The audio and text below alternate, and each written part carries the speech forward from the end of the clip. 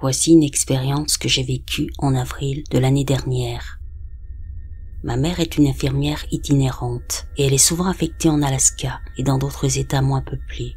Alors je voyage habituellement 3 ou 4 fois par an pour aller la voir. C'était la première fois que j'allais la voir en Alaska. Elle resta à Fairbanks pour 3 mois.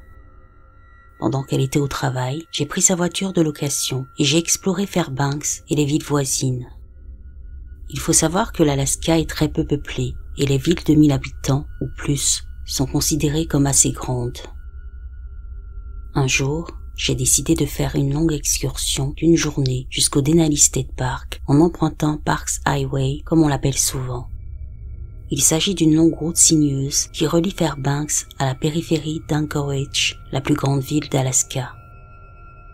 Le long de la route entre Fairbanks et Denali State Park, faut traverser 3 ou 4 villes, dont la plus grande est Nenana, qui ne compte que 365 habitants. Une fois que l'on sort de Fairbanks, on se sent vraiment seul. Je me souviens avoir parcouru 70 à 80 km sans croiser une seule voiture. La beauté du paysage et les montagnes enneigées et glacées qui vous entourent vous font oublier que vous êtes au milieu de nulle part. C'était un jour de semaine et en dehors de la saison touristique en Alaska. La plupart des véhicules que j'ai croisés étaient des crumiers ou des semi-remorques. Nous étions au début du mois d'avril. Il y avait encore de la neige lourdement tassée sur les bords des routes et dans les forêts, mais les routes étaient complètement dégagées. De Fairbanks au parc national de Denali, il faut compter 4 à 5 heures de route. Mon objectif principal était de voir le mont McKinley, la plus haute montagne d'Amérique du Nord. Je n'avais pas fait beaucoup de recherches sur la façon de le voir, et il était plus difficile de le voir en avril que pendant les mois d'été. Il y a une route qui mène au parc national, d'où l'on peut voir le mont McKinley, mais je l'avais empruntée sans savoir si l'état de la route était bon. J'avais regardé sur Google Maps et cela montrait qu'il y avait quelque chose comme une vue panoramique que l'on voit parfois sur les autoroutes américaines. J'ai supposé qu'il était possible d'apercevoir le mont McKinley de là. Si vous allez sur Google Maps, c'est en face du camping de Byers Lake. Le terrain de camping semblait fermé, mais il n'y avait pas de barrière ou quoi que ce soit qui m'empêchait d'entrer dans la zone. C'est à ce moment-là que j'ai complètement perdu la réception cellulaire et que le GPS de mon téléphone ne fonctionnait pas. Lorsque je suis arrivé au terrain de camping, il y avait probablement 40 à 60 cm de neige sur certaines routes. Certaines d'entre elles avaient été déneigées. J'ai donc supposé qu'il devait y avoir des visiteurs, mais il n'y avait aucune voiture ni personne en vue. Pendant les 4 heures et plus que j'ai passées en voiture, je n'ai jamais ressenti de malaise ou de mauvaises sensations. Lorsque je me trouve dans des zones désolées, en particulier dans le désert, j'ai de très mauvaises vibrations, mais ce n'était pas le cas en Alaska pour une raison que j'ignore. Cela a changé environ 30 secondes après avoir pénétré dans le terrain de camping. Peut-être était-ce le fait que j'entrais dans un terrain de camping abandonné, ou le fait que je n'avais plus de réception cellulaire, mais quelque chose ne me convenait pas. Cependant, j'étais déterminé à voir le mont McKinley et j'essayais de me concentrer sur ça et de trouver un bon endroit pour prendre des photos sympas. J'ai emprunté des routes sinueuses et des cul-de-sac, puis le ciel s'est soudainement couvert. J'étais de plus en plus frustré de ne pas trouver d'endroit où prendre des photos, puis j'ai réalisé que j'étais perdu. Ce n'est pas loin de l'autoroute principale, mais j'étais perdu. J'ai commencé à ne plus savoir où j'étais exactement. Et mon GPS ne fonctionnait toujours pas. J'ai donc commencé à paniquer un peu. J'ai emprunté un chemin de terre jusqu'au lac. Il y avait une grande ouverture. La vue était magnifique. Le lac était complètement gelé et derrière lui, en arrière-plan, se trouvait une petite montagne enneigée. La scène sortait tout droit d'un magazine, alors je suis sorti pour prendre quelques photos. Je suis resté là, quelques minutes à admirer la beauté de la nature sauvage de l'Alaska, et je regardais mes photos pour voir si elles étaient bonnes, quand j'ai entendu un cri au loin. C'était un cri proche, mais il semblait étouffé, comme si quelque chose était capable de contrôler le volume de sa voix pour donner l'impression qu'il était loin, alors qu'en réalité, il était proche. J'ai regardé autour de moi pour essayer de comprendre ce que c'était. Tout mon corps me disait de foutre le camp, mais je suis restée là, confuse et un peu effrayée. J'avais l'impression d'être observée et tous les poils de mes bras se hérissaient. Je me demandais s'il s'agissait d'un lynx ou d'un puma, car on les confond souvent avec des cris de femmes. Et là, je regarde de l'autre côté du lac et je vois une personne portant une veste orange clair et un jean. Elle avait un bonnet vert sur la tête. Je lui ai fait signe et elle m'a répondu immédiatement. C'est alors qu'un sentiment écrasant d'effroi et de terreur s'est emparé de moi. Je portais une veste orange clair, un jean et un bonnet vert. La personne avait la peau brune comme moi. Je suis à moitié philippine et à moitié blanche.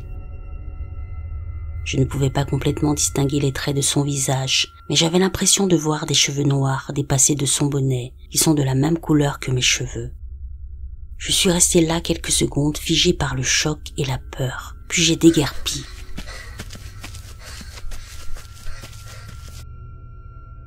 J'ai remonté la colline jusqu'à ma voiture et j'ai fait un donut dans la neige en faisant tourner les pneus pour essayer de sortir de là. J'ai commencé à paniquer et j'essayais de trouver la sortie. J'ai vu un panneau qui était presque entièrement recouvert de neige, mais qui avait une flèche pointant vers la gauche, et j'ai débouché sur la première partie du terrain de camping. Il s'agissait d'une salle de bain et d'un bureau avec une statue commémorative d'un vétéran. Il y avait un hibou blanc perché sur la statue qui me regardait avec la tête de côté, comme s'il se penchait. J'ai trouvé la sortie et je suis rentré à toute vitesse à Fairbanks en vérifiant mon rétroviseur toutes les 10 secondes.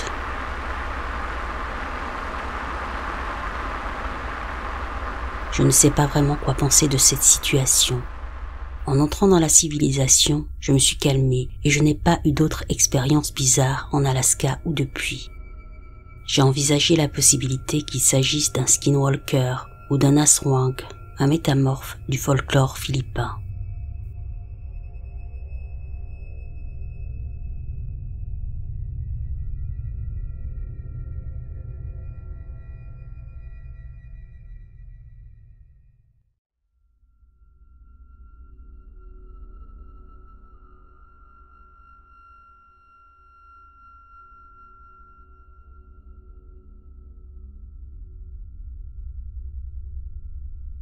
Commençons par un peu de contexte.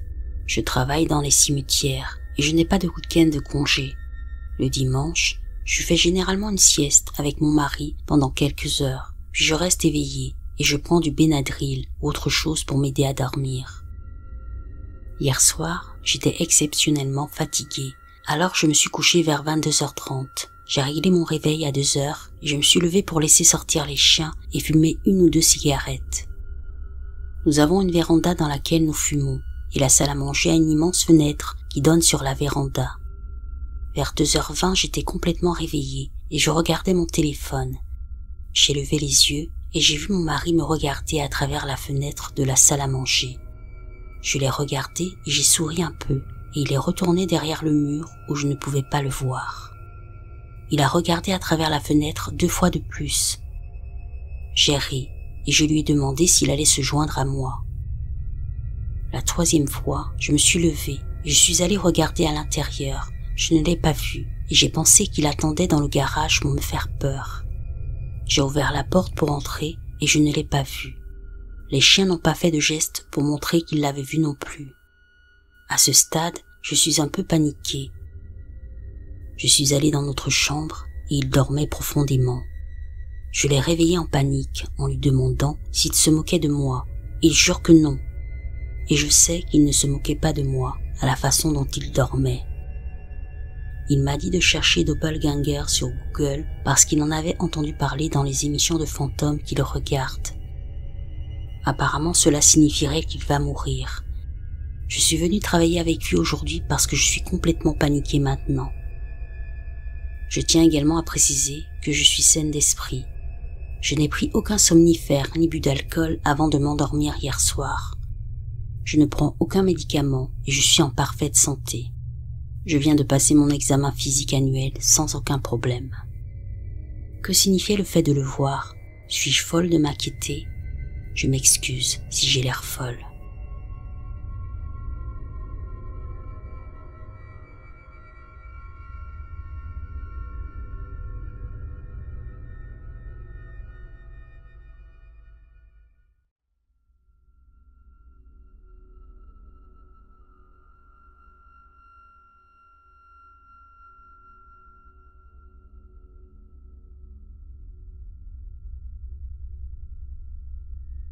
Pour mettre les choses en contexte, je commencerai par dire que lorsque j'étais à la fin de mon adolescence, je vivais dans une petite ville, juste à l'extérieur de Hambourg, non loin de ma petite amie de l'époque. Nous passions beaucoup de temps ensemble et sortions pour de nombreuses promenades, car aucun de nous n'avait de voiture. Tous les 2 ou 3 jours, je l'accompagnais à son auto-école, juste au bout de la rue. Ses cours commençaient toujours assez tard dans la soirée, et c'était l'hiver en Allemagne, donc les journées étaient très courtes, il faisait nuit tôt. Je détestais quand elle s'y rendait seule à pied. De plus, après l'avoir déposée à ses cours, j'essayais toujours d'être là pour la raccompagner chez elle également. Je partais simplement après l'avoir déposée et revenais après la durée de son cours. C'est là que les choses deviennent bizarres. Un soir, je l'ai déposée comme d'habitude, seulement 20 minutes de marche environ, en traversant un parc boisé tranquille et quelques petites rues secondaires pour y arriver. Je suis parti pour rentrer chez moi pendant environ 1 heure ou 2, puis je suis parti tôt pour pouvoir la récupérer avant qu'elle ne parte. Pour une raison quelconque, je suis arrivé particulièrement tôt cette fois-ci, et j'ai dû attendre dehors pendant environ 20 minutes. Il faisait très sombre, et j'étais simplement assis là, à l'arrêt de bus en face de l'école. J'ai attendu, et elle ne sortait tout simplement pas des portes de l'école. Je suis resté assis dehors pendant probablement 35 minutes à attendre là-bas. Il faut également noter que je n'avais pas mon téléphone sur moi à ce moment-là. J'avais pensé que ce serait une excursion rapide et facile, donc je ne l'ai pas apporté. À ce stade, j'ai bien sûr commencé à réfléchir. Est-ce qu'elle est déjà partie? J'ai dû la rater? Elle devrait avoir fini maintenant, etc. Après environ 40 minutes, j'ai commencé à envisager de revenir sur mes pas pour voir si elle marchait seule, mais je ne voulais pas prendre de risque au cas où elle ne serait pas partie. Je suis donc resté là, à attendre nerveusement. Je suis assis là, tapant du pied, et je vois 2 personnes avec des lampes de poche qui marchent dans la rue dans la direction opposée, apparemment à la recherche de quelqu'un. Je me suis levé et je me suis approché pour voir ce qui se passait. Les 2 personnes étaient ma petite amie et sa mère. Dès qu'elles m'ont vu, elles ont dit « Ah, te voilà, on t'a cherché partout, mais où étais-tu? Et que faisais-tu là-bas » J'ai dit « Que voulez-vous dire? Je suis ici depuis 40 minutes à attendre. Que se passe-t-il » Ma petite amie répond « J'ai fini tôt aujourd'hui et j'ai commencé à marcher seule. Et je t'ai vu me suivre. Pourquoi es-tu de retour ici maintenant? Ce n'est pas drôle. » J'étais abasourdi. « De quoi tu parles? Je suis là depuis 45 minutes d'affilée. » Maintenant, voici ce que ma petite amie a vu de son point de vue. Elle avait quitté son cours un peu plus tôt ce jour-là. Elle a commencé à marcher vers la maison après avoir remarqué que je n'étais pas encore arrivé pour la récupérer. Supposant qu'elle me croiserait sur le chemin, elle n'a pas eu peur de marcher seule et a commencé à rentrer chez elle avec confiance. Puis, elle m'a repéré à environ 500 mètres et m'a vu traverser la rue, ce que j'avais fait en marchant vers l'école. Elle s'attendait à ce que je m'approche d'elle et que je la salue, mais il semble que je ne l'ai pas remarquée de l'autre côté de la rue et nous sommes passés l'un à côté de l'autre. C'était la dernière fois qu'elle m'a vue avant de me retrouver à nouveau à l'arrêt de bus. Malheureusement, j'étais un sacré farceur. Je la taquinais toujours. Elle pensait que je l'ignorais intentionnellement pour me faufiler et lui faire peur ou quelque chose comme ça. Quoi qu'il en soit, elle ne m'a pas appelé parce qu'elle pensait que j'étais un con. Voici la partie effrayante. Donc, peu de temps après cette première interaction, je suis arrivé à l'arrêt de bus et j'ai attendu. Elle, en revanche, a eu une promenade très mouvementée. Après m'avoir vu, elle a continué à marcher vers la maison, s'attendant à ce que je lui fasse peur ou autre chose. Elle a commencé à entendre des pas derrière elle à environ 10 mètres. Elle était persuadée que c'était moi qui voulais la surprendre. Elle s'est alors retournée, et ce qu'elle a vu, c'était moi, la suivant dans ma tenue exacte, marchant exactement comme je marche. Selon elle, c'était mon visage exact, ma couleur de cheveux et même mon comportement physique. Pour elle, il ne faisait aucun doute que c'était moi. Le sosie n'a rien dit, n'a jamais levé les yeux et est resté à une distance constante de 10 mètres derrière elle. Bien sûr, elle s'est retournée et a ri de ma prétendue tentative pathétique de lui faire peur. Mais après un certain temps, elle a commencé à trouver ça bizarre et à se demander ce que je faisais. Puis les pas se sont finalement arrêtés et elle m'a perdu dans un virage de la route. Elle s'est retournée confuse et a même appelé mon nom sans succès. Elle a haussé les épaules et a continué à avancer dans le parc boisé près de chez elle. C'était un parc très calme, sombre et effrayant, mais elle l'a traversé. Je vous rappelle que pendant tout ce temps, j'étais en fait assis à l'arrêt de bus. À peu près à mi-chemin du petit parc, elle entend à nouveau des pas, mais ils étaient beaucoup plus rapides et plus lourds. Elle se retourne pour me voir à nouveau en train de sprinter vers elle. À ce moment-là, elle a été surprise. Elle ne savait pas ce qui se passait et je me dirigeais apparemment droit vers elle. Alors que le sosie arrivait à environ 10 mètres, il s'est retourné et a couru sur un autre chemin dans le parc. L'immense confusion a suscité une certaine inquiétude en elle. Elle était presque à la maison et pensait que je courais peut-être pour la rejoindre de l'autre côté du parc ou quelque chose comme ça. Elle arrive donc à la maison, demande à sa mère si je suis là, et bien sûr, je ne suis jamais arrivée. Elle raconte toute l'histoire à sa mère, elle commence à s'inquiéter. Elles attendent quelques minutes, puis décident de regarder autour d'elles pour me trouver. Quand leur tentative échoue, elles pensent à regarder à nouveau près de l'auto-école, et c'est là qu'elles trouvent le vrai moi à l'arrêt de bus. Voilà en gros toute l'histoire. C'était extrêmement particulier, et depuis ce jour, il y a environ 6 ans, je me demande ce que cela pourrait bien vouloir dire.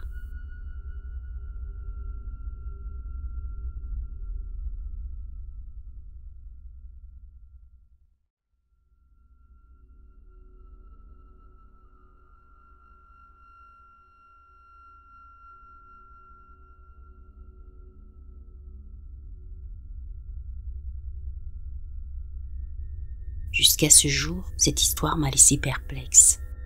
Je dois préciser dès le départ que j'étais très jeune. Mais je me souviens très bien de cet incident en raison de la peur que j'ai ressentie. Je suis né et j'ai été élevé à Miami par des parents honduriens, ce qui signifie que le spiritualisme et la religion vont de pair pour certains. J'ai grandi dans un immeuble avec une immense cour devant la maison. Ma mère me laissait jouer dehors devant la porte d'entrée parce qu'elle pouvait facilement garder un œil sur moi et la cour avant était entièrement clôturée. Ce jour-là, je joue dehors comme n'importe quel autre jour.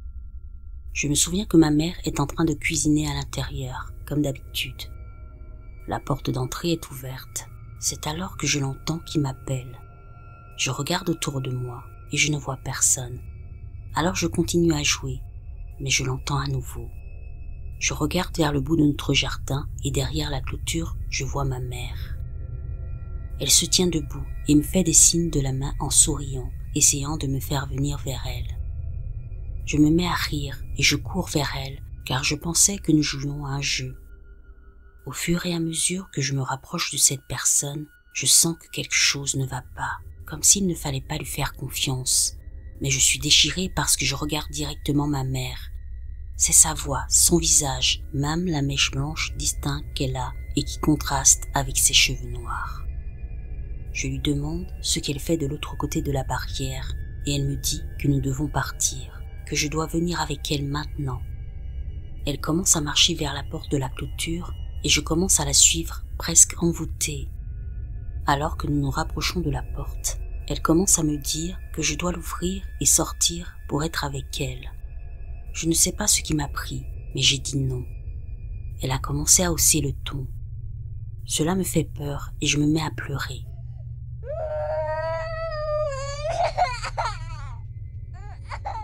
Et puis c'est à ce moment-là que j'entends la voix de ma mère qui vient de chez moi et qui me demande où je suis.